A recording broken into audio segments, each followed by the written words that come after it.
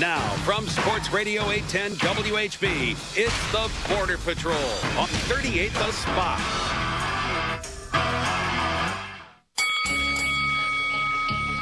It's showtime! Now, on Sports Radio 810 WHB, Walker Medical Linen Services, delivering premium products, seamless service, and guaranteed cost savings to the medical industry. And Coventry Healthcare, your great local health insurance plan, proudly present the Border Patrol with Stephen St. John and Nate Bukaty.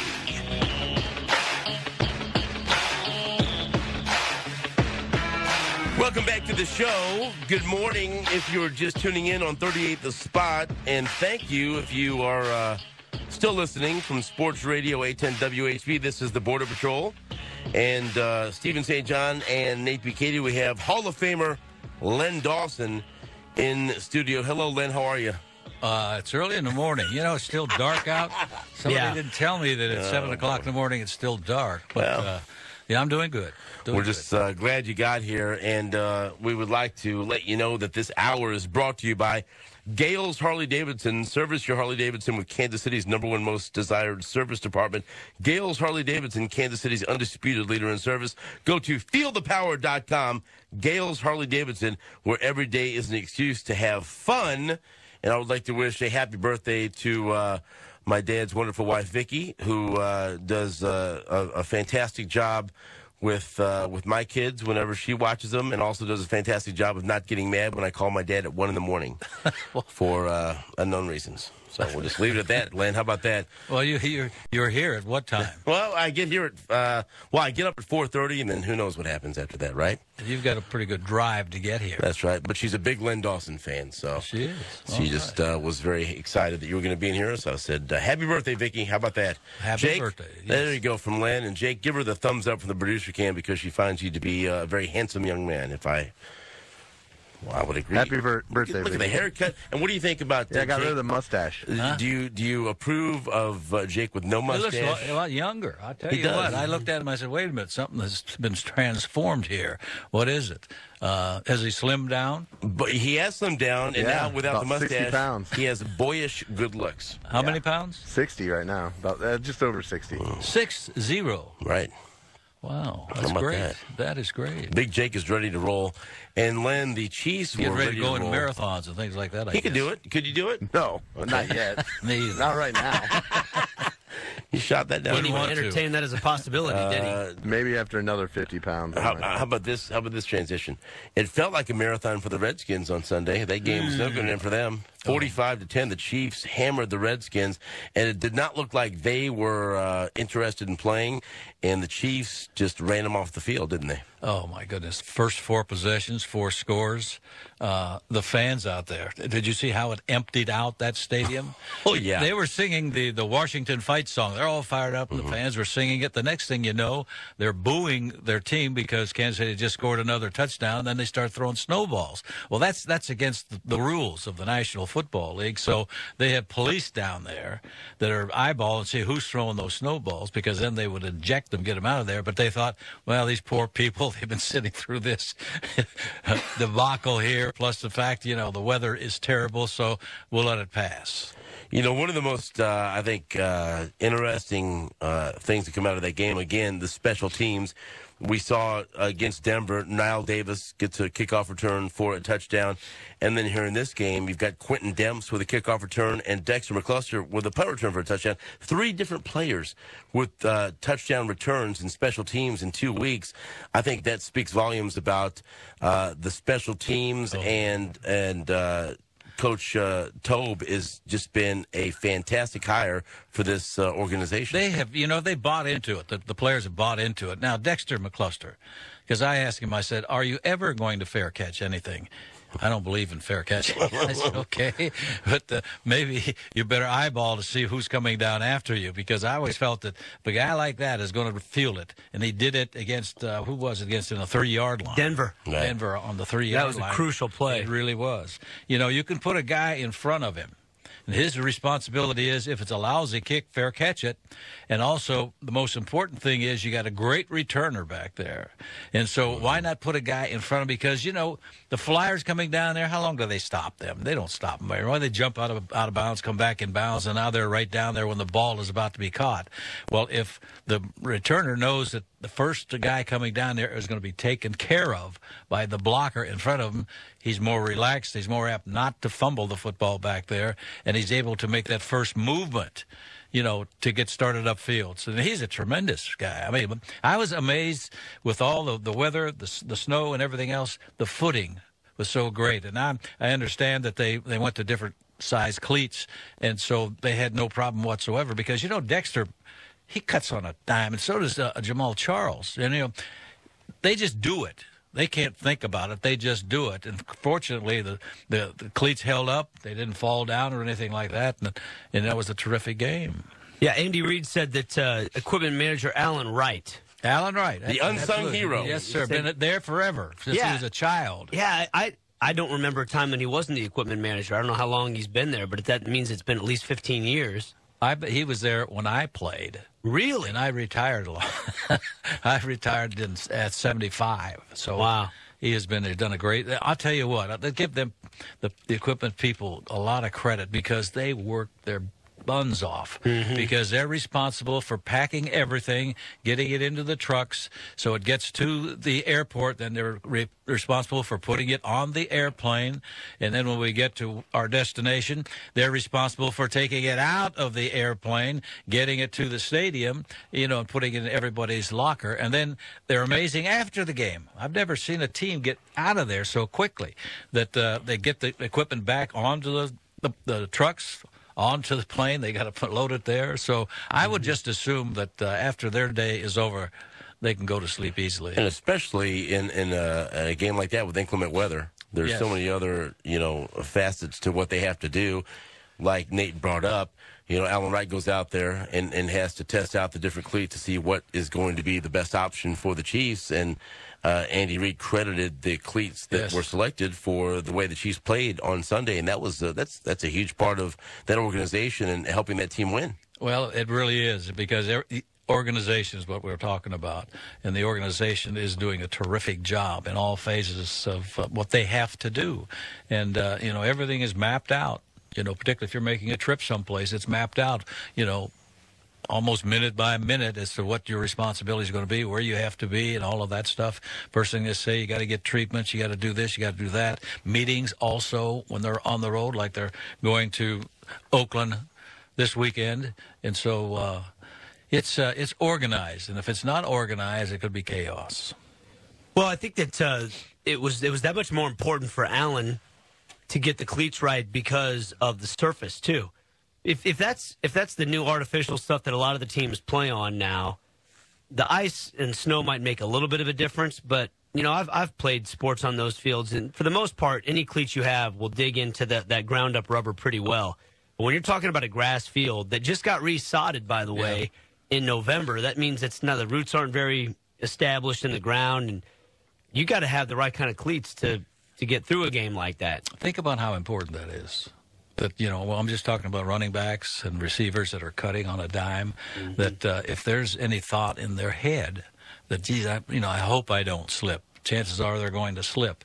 And so what you're trying to do is eliminate the problems. You know, okay, what about this thing? Well, we're going to eliminate that problem. What about this? Well, we're going to eliminate that problem. So don't you worry about any of these things here. Just do your thing out there. And they were able to do it. Hopefully they can continue to play like they did last Sunday. Hall of Famer Len Dawson is our guest in studio. And you mentioned hopefully they can continue to play at that level that we saw on Sunday. But that was important because they had lost 3 in a row. You go on the road. And, look, the Redskins are in disarray. We see that, but it doesn't matter. You get a win, you get a big win like that, a dominating win, that turns momentum around and gets you fired up for what should be a really interesting game on the road against the Raiders. You know, I always like to win. You don't have to explain anything. Right. You know, you won. So, you know, but when you lose, they got to say, okay, why this, why that, why that, you know, and you have to start trying to explain something. But if you win a football game or a basketball game, whatever you're talking about in sports, then you really don't have to explain a thing. To go back to the job that Alan Wright did, I think it's significant, too, that Andy Reid pointed that out on Monday and brought up, gave credit to somebody else in the organization. It seems to me the past regime, they put such a separation in the building. You know, if you're not on the football side of things, you got to have your windows closed. You can't watch practice. We're handling this stuff over there. You guys just stay over here. And I've talked to some people in the organization that have said, look, you need to have everybody in the building feeling like we're all working toward the same goal. We're all invested in the same thing. And it seems like Andy Reid really gets that. I think so, because he's that type of individual. You met him, you talked to him, that he's that type of a guy. He's a down-to-earth type of guy. He doesn't have a huge ego. A lot of coaches who have had success somehow establish that they're better than anything else. But he is not that way. He's a down-to-earth guy. In fact, I interviewed him after the game, and went into his office there, and they had the television set on, and there was a game going on. It was was it either the Baltimore game or the Dolphins game? Baltimore game. Yeah. The Baltimore game was down to the end, and I'm sitting there watching it, and they throw a touchdown pass at the end of the game and win. Otherwise, they would have been in the playoffs. I'm talking about Kansas City. And he said, that's over with. Let's go. Let's talk about the interview. That's history. We can't do anything about it now. We got to go back to work. So you sat there and watched it because he basically was scoreboard watching because either if the Dolphins or Ravens had lost, the Chiefs would have locked up a playoff spot. So he was watching the score. Oh, yes, absolutely. So was a lot of other people in there, including the Hunt brothers. Oh, yeah? See, in some ways, I think it's a good thing for the Chiefs because then there's still that motivation going into this week that they know they've got to win to take care of business. There's no time to celebrate right now, even though it was a terrific victory. They got to think about what's ahead because if they win this week, they're going to be in the playoffs. And what better opponent to face than the Ray does, because there's never been a lot of love between these two organizations, particularly the players. Absolutely. What a great scenario for Chiefs fans. You watch the Chiefs at the Raiders, and the Chiefs win, they're in the playoffs. And if the Chiefs win, they can continue to push the Raiders into that downward spiral that they're going through right now yet again.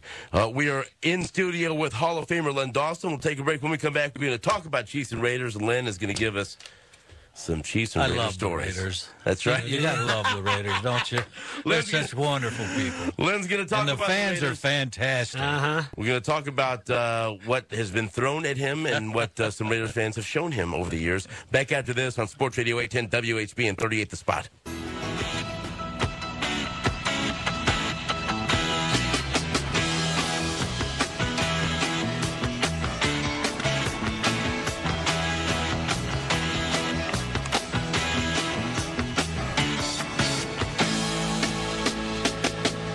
Welcome back to the Border Patrol live on Sports Radio 810 WHB. It's Wednesday, December 11th, 2013. Stephen St. John and Nate Bukaty with Hall of Famer Len Dawson in studio. All right, Len. Okay. You talked about the Raiders before we went to break.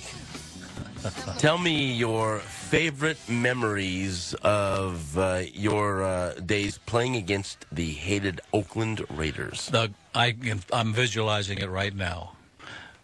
The year that we went to the Super Bowl and won the Super Bowl, the Raiders had beaten us twice. And so or once, they had beaten us once, so if they beat us again, then they're going to the Super Bowl. Right. And so they were so sure they were going to win that they packed their bags to go to New Orleans because there was only a week between that game and the Super Bowl. And they put the bags somewhere inside the stadium. And so when the game was over and we had won, their parking lot for the players was next to the area where our buses were. And so they had to go to wherever they had their bags packed, put it in hand, and walk past us. Right. and I'm looking at them thinking, all right, yeah, okay. You know, that was one of the greatest sights that I can ever recall. And I was thinking to myself, to Ben Davis, hey, Ben, enjoy your time off now, you know, before you play next year. And we'll see you next year after we win the Super Bowl. That was what I was thinking. I didn't say that to him because he probably whacked my head off. Right.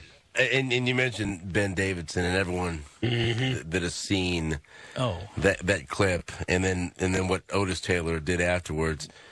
Take us through what happened. Well, we were playing them, and it was I think we were ahead by 3 points or something like that, and it was third down about 3 or 4, and I called a sweep to the left.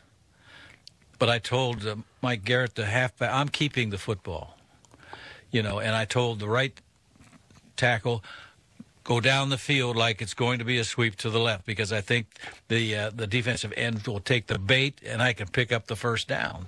If he doesn't, then we'll just have to punt the ball. And so when the play was called and it started, and it was there. I had the first down made. Now all I got to do is hang on to the football. Right. And so when I go down, I know it's not over with the Raiders just because you went down on the ground. Here comes Ben Davidson spearing me, with his headgear. He did more like a somersault. It really didn't hurt. But Otis Taylor was a short distance away when he saw that, because we had a lot of guys that really didn't like these people. Right. And so he jumped on Ben Davidson. Here comes the free-for-all out there. All that, when the dust settled, the official says offsetting penalties. So we had to go back to the third down situation. We didn't make it, and we had to punt. And George Blanda, at the age of 50 or 60, whatever it was, kicked about a 50-yard field goal to tie us, and that was the difference in the ball game and the difference in the standings for the division championship. If we had beaten them, we win the division again and get a chance to go to the Super Bowl. Wow. While you're telling this, I just decided, because I was thinking about the same thing when we were in the commercial break, to Google Ben Davidson, and I'm watching. In NFL films, they got just a highlight reel of all the cheap shots, the dirty plays. You weren't the only guy. You weren't the only quarterback that he dove head first into when he was laying on the ground. What were you? I mean, that was kind of what he did, huh?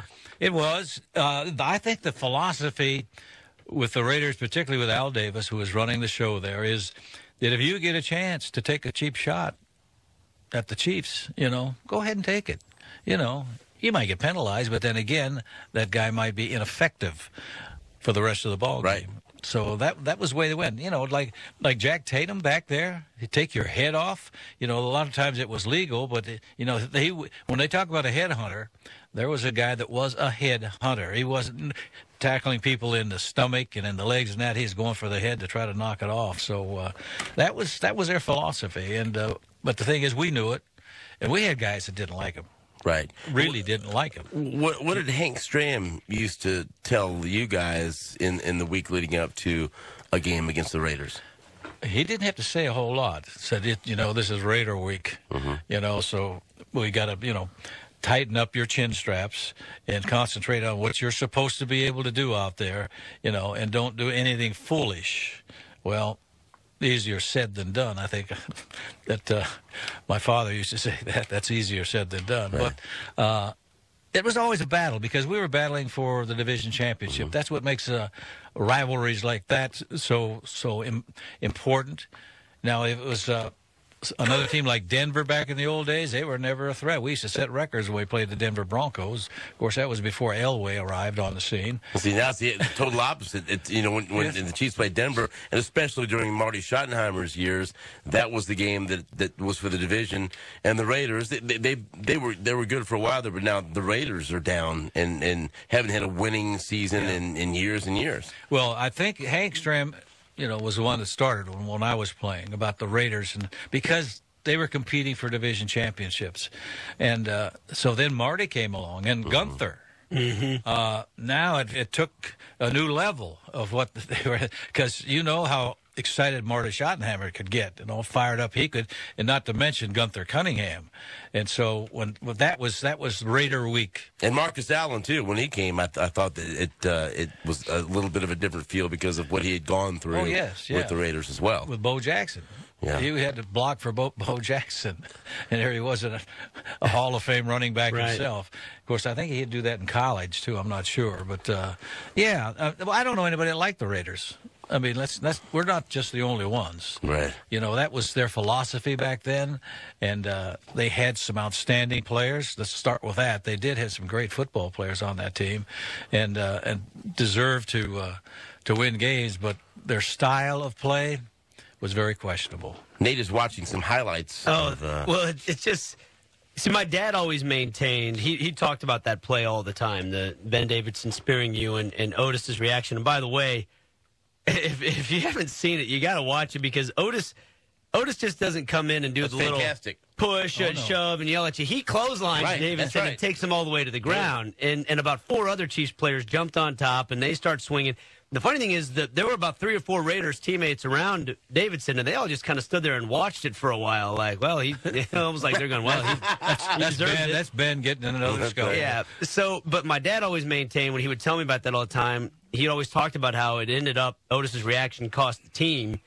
And he always said that Ben Davidson and guys like that with the Raiders would do stuff like that on purpose to try to provoke the reaction out of you, because they knew that the reaction would get punished. And then right after that, I'm seeing a highlight here, and I don't know who the left tackle was for the Chiefs at the time, but there was a false start, so Davidson just gets up and just crushes the guy. And so the guy comes back and just pushes him, just a push, and he falls to the ground Davidson falls to the ground as if he's been shot, you know, and that was the Jim chest. Tyre. It had to be Jim Tyre. It was a heck of a football player, yeah. So it was clear he would just try to instigate you constantly and see if he could get you that's to... Al Davis wants to get inside your head. Yeah. He wanted to do that, you know, that you're not concentrating on what you're supposed to be doing on this particular play, and you're thinking about getting revenge and doing things like that. That is not helpful most of the time. But the thing is, I enjoyed that Otis Taylor jumped on him. Right. It didn't bother you at that time, did it? No. and it wasn't just the team. The fans are something you have to deal with as well. Len, what's the worst thing that you have seen in your years as a player and a broadcaster from the fans in Oakland? The year that the Chiefs were out there playing, they were throwing batteries and golf balls at the bench. Batteries, well, there's small batteries. Right. And I know there was been a couple of times that after I'd retired on a Monday night game, I would be there to give a report for Channel 9 from Oakland. And before the game, I'm down on the field, and here comes Al Davis with his entourage, and he's going to the crazies around there. You ever been there? I've seen it. I'm not going. I've never been to a football game. I've been to Denver, been to San Diego, not going to Oakland. That they're the crazy, all dressed up and all these things, and Al would say, "Listen, we need your help tonight. Mm-hmm. You got to get wild, got to go out." And they'd be in some corner of the end zone down there, just going crazy. And it was a different scene, I can tell you that. Yeah, I'm not sure that because if I watch a Chiefs game, we got to wear red. I don't know if I would feel safe wearing red in that crowd. It starts with the team bus going into the stadium, and they go by the parking lot where the Raider fans are tailgating, and they're giving you the one-finger salute and all of that, cursing at you, and the people that like sponsors and that were taken on the trip by the Chiefs, you know, they're aghast. What's this? So so that's normal behavior when you get here to Oakland, California. And I said, you have red on. I don't. Do you have any other clothing besides this red? Why? I'm a Chiefs fan. Right. That will tell them that you're a Chiefs fan. Yeah, right. You know, these people are not. They're not pleasant. They are nasty. And so they finally got the message, and they said, "Thank you. I appreciate that, because there's some crazy people up there." And it's a big game this weekend. Hopefully, the Chiefs can win, and the reward for beating the Raiders, a spot in the playoffs, and that would represent one heck of a turnaround. Even though some Chiefs fans are disappointed that at what happened the last couple of weeks against San Diego and against Denver, if they can clinch a playoff spot, let us remind them what happened a year ago. Right, 2 victories, and now you're talking about going to the playoffs with 10 victories with 3 games to go. No, that's a heck of a turnaround, I'll tell you that. Lynn, thank you so much for coming in the studio. We can't wait to hopefully watch the Chiefs beat the Raiders. And be careful. Watch out for batteries and yes. golf balls, please. I go hide someplace because those people know what I look like. See, but remember, they're telling you you're number one. That's what I'm saying. That's what that meant. That's what it means. Yes, that's right. Hall of Famer Len Dawson back after this on WHB and 38 The Spot. You're listening to the Border Patrol on Sports Radio 810 WHB. WHB. Good morning, Kansas City. I'm Aaron Swartz with your bottom of the hour update. Kansas loses on the road at Florida last night, 67-61. 24 turnovers in total for the Jayhawks last night, who went scoreless in one stretch of the first half for nearly 8 minutes. Andrew Wiggins, 26 points in the loss. He was the only Jayhawk in double digits. KU at Sprint Center on Saturday as New Mexico comes to town. Tip-off at 6 p.m. on ESPN2. K-State holds off South Dakota last night in Manhattan, 64-62. South Dakota just winners of 3 games coming in. Had the Wildcats on their heels most of the game. Marcus Foster, Thomas Gibson, and Shane Southwell all in double figures. The Wildcats just 9 of 28 from the field in the first half. K-State hosts Troy Sunday at 5 on 102.9 FM. Hey, it's the Chiefs Player Show tonight at Dirty Harry's in Blue Springs. Joining Stephen St. John at 6 o'clock will be Chiefs center Rodney Hudson. I'm Aaron Swartz on Sports Radio 810 WHB and 38 The Spot.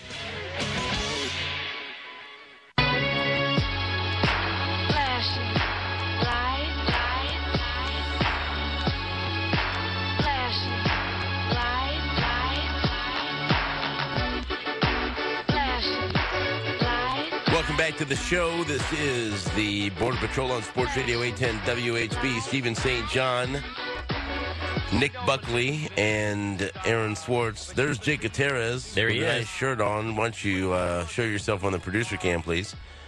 Jake, say hello to Kansas City with your boyish good looks. Good morning, Kansas City. My boyish good looks. I missed the mustache. Fresh haircut. I'll be honest with you.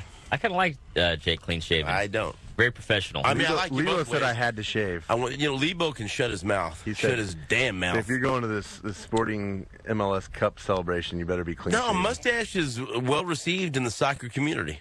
Benny Feilhaber had one. You look a lot younger with it off. Not as distinguished. Just younger. Like with the mustache, I mean, people have to take you serious. Like if you stop saying, "Let me have a word with you," like, "Oh, yeah, I need to have, like a right moment." here or you know what I somewhere mean? else. Come here. I need to talk to you." And We like, need to speak. well, what's going on here? Now it's like, shut up with your face. Nate Bukaty is watching television. Aaron Swartz is here with a hoodie on. Hey. Tell me about the Kansas game last night. What happened? Well, Stephen, Kansas, we talked yesterday towards the end of the show that Kansas needs to make better decisions. Nate guaranteed to win. And I thought they were going to win by 10 points. I was Nate sadly bet me mistaken. $150 and took Kansas, and I took Florida. And so guess who's buying lunch? That's right. And Nate, 28 points off turnovers, is that correct? 28 points for Florida off of 24 Kansas turnovers, yes. And I think we each had our keys to the game. Mine was Wayne Selden. Wayne Selden needs to step up. He played a bad game. Did he play in the second half? He didn't play much. He played 14 minutes total. What was your key? Better decisions, Stephen, with the ball. Good 0 for 2 decisions or so not? far. They were not good decisions. Jay Gutierrez, please give us your key from yesterday.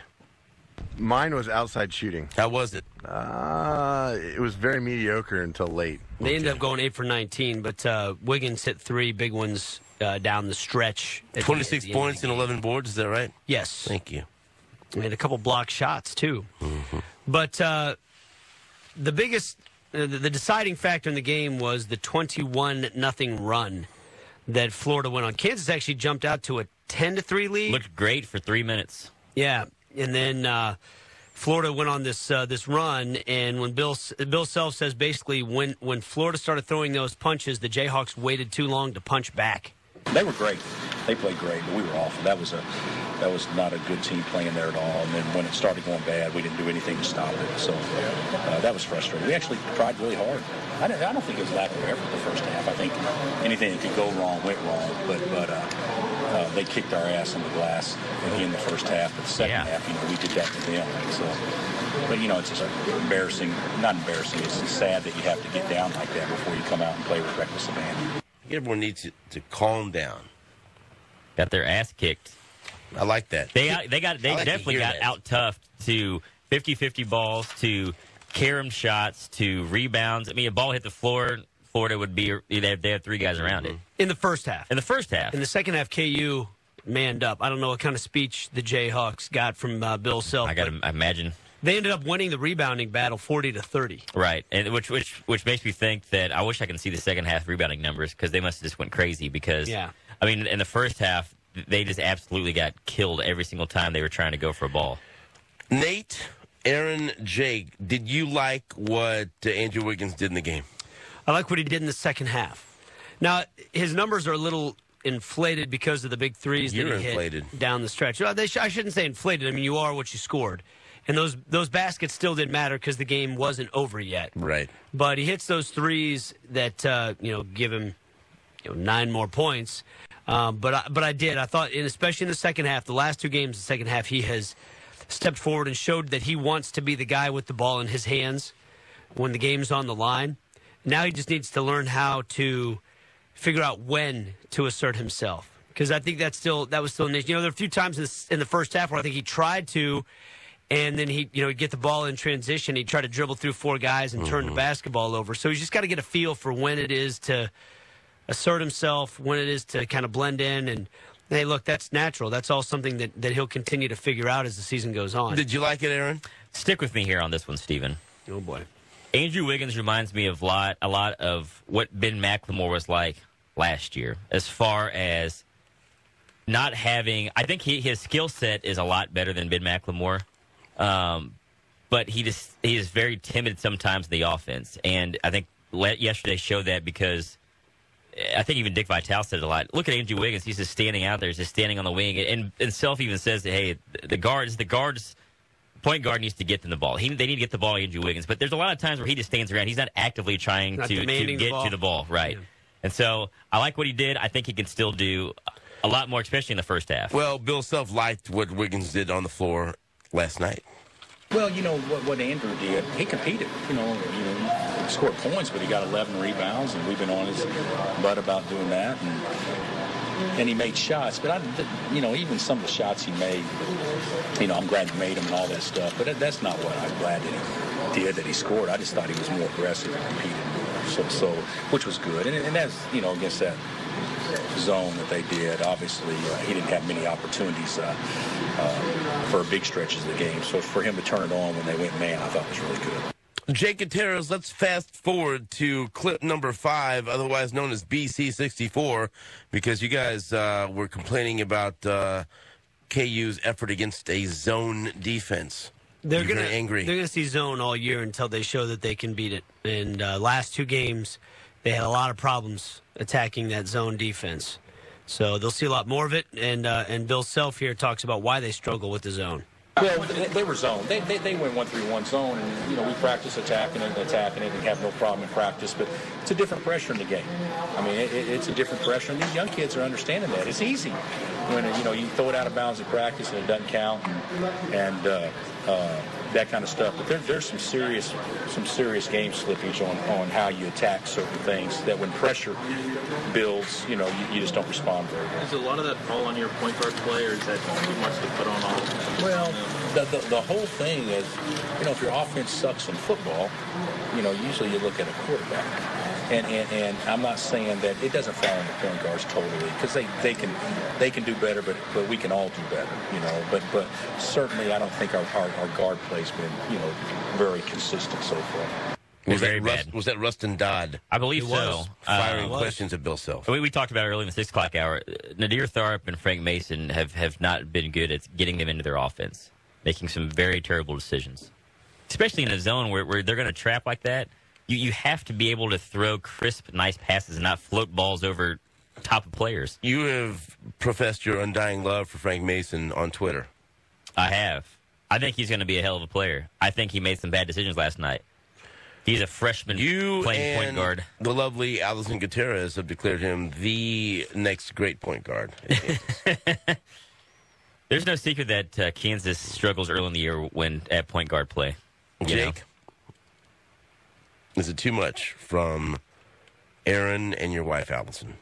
They're putting too much on the shoulders. I of mean, Frank Mason. you see the glimpses of really good basketball out of the kid, and then you see other times where he just has careless turnovers. So, that's what you expect out of a freshman point guard who's been thrusted into the starting lineup again last night. Thrust. Yes. I'd rather have him score like he has been. I'll take that over Nadir Tharp and aimlessly going into the offense. Nate has his arms folded right now. He's mad. What does that mean? Well, Mason had 0 assists and 5 turnovers in the game. That's a bad ratio for a point guard. I think he's still learning how to play point guard. I think he's going to be a very good player, too. I like Frank Mason, but he's not there yet. Mm-hmm. And I thought he had a horrible game yesterday.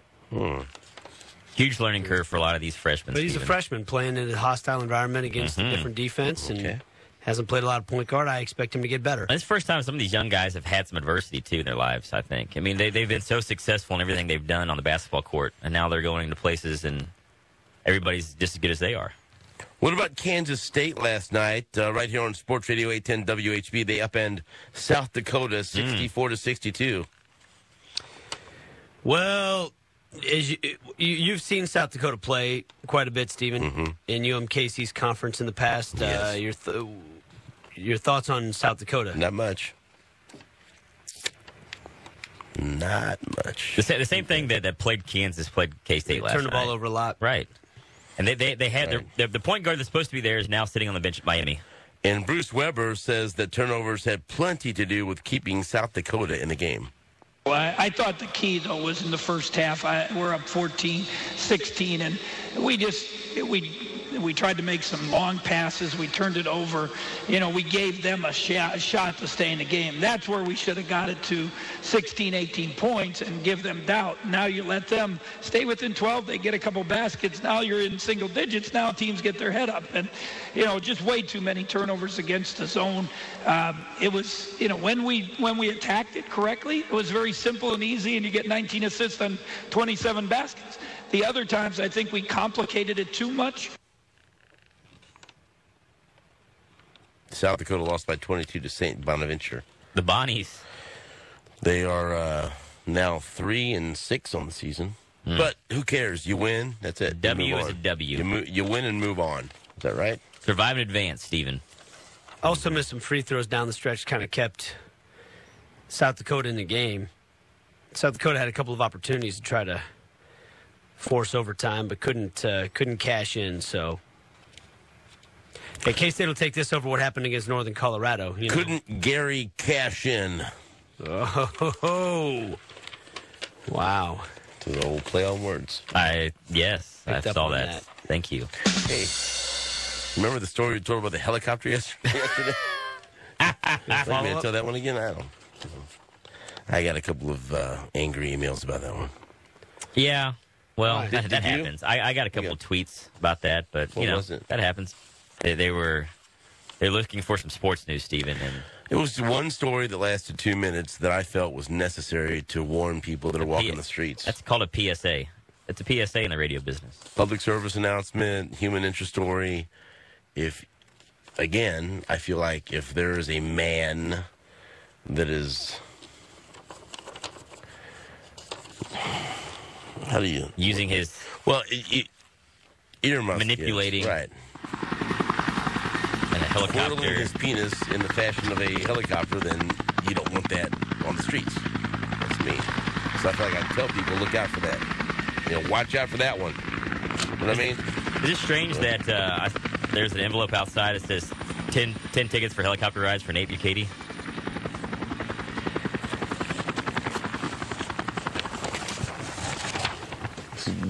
Just break us, all right? Sorry. Back after this on WHB and 38 The Spot. You're listening to the Border Patrol on Sports Radio 810 WHB.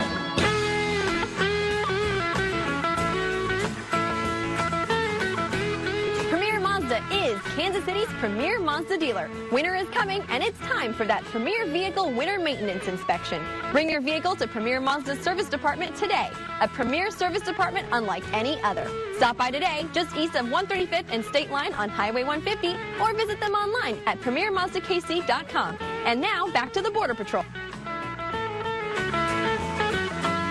Welcome back to the show. Now introducing Gary Lezak.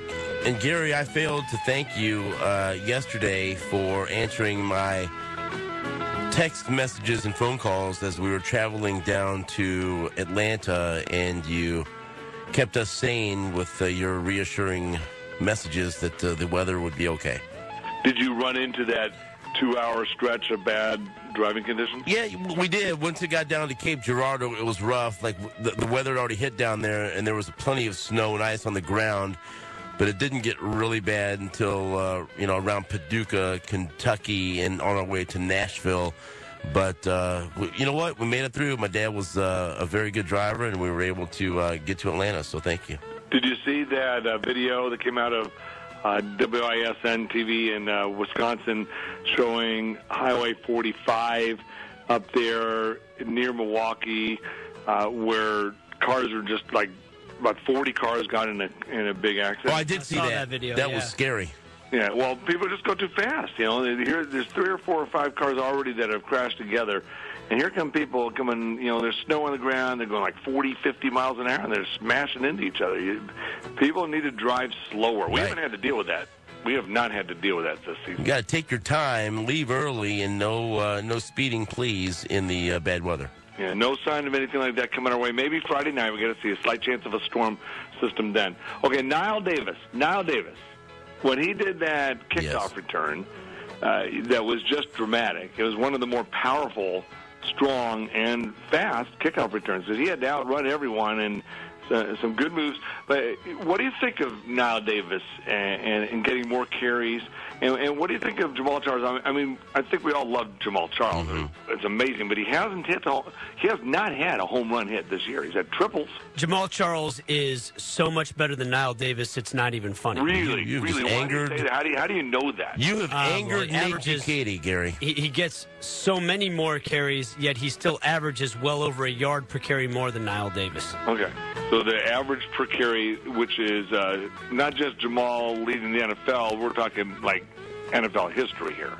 But I do want to see more from Niall.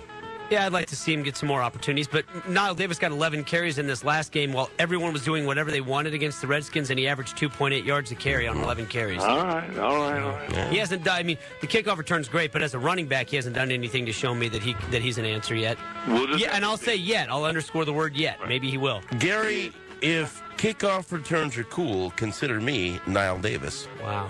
You are amazing kickoff returner. Where did that come from? I don't know. Billy Madison. Where is that? He's quoting movies for us right now. I'm in La La Land right now. What about the forecast? While I'm showing the forecast, put the Jake cam up there because you've been talking about his boyish good looks and look at that clean face. Look at that nice haircut. Is gone. Mm-hmm. Incredible. All right, here's our forecast for today. Another Arctic front just came through. It was 25 degrees. That's Jake. If you're watching on 38 The Spot, how does it feel, Jake, with no mustache? Very naked. There you go. Expect temperatures to continue to drop today down into the teens. We're down to 21. Went from 25 last hour to 21 degrees this hour, down to about 13 degrees or so by 5 p.m. and down to 5 degrees tonight. So here we go again. Then back up into the 30s tomorrow. Chance of rain, maybe even some snow Friday night, but doesn't look like a big storm at all. We'll go over all the details on 41 Action News. Have a fantastic day. Here is Ryan Weeby. Thank you, Gary. If you're thinking about buying a new home while rates are still low, give my team a call at 816-778-7000 or go to firstmortgagekc.com and fill out a full online application. Back after this on WHB and 38 The Spot. You're listening to the Border Patrol. The Border Patrol. The Border Patrol. On Sports Radio 810 WHB. AC.com.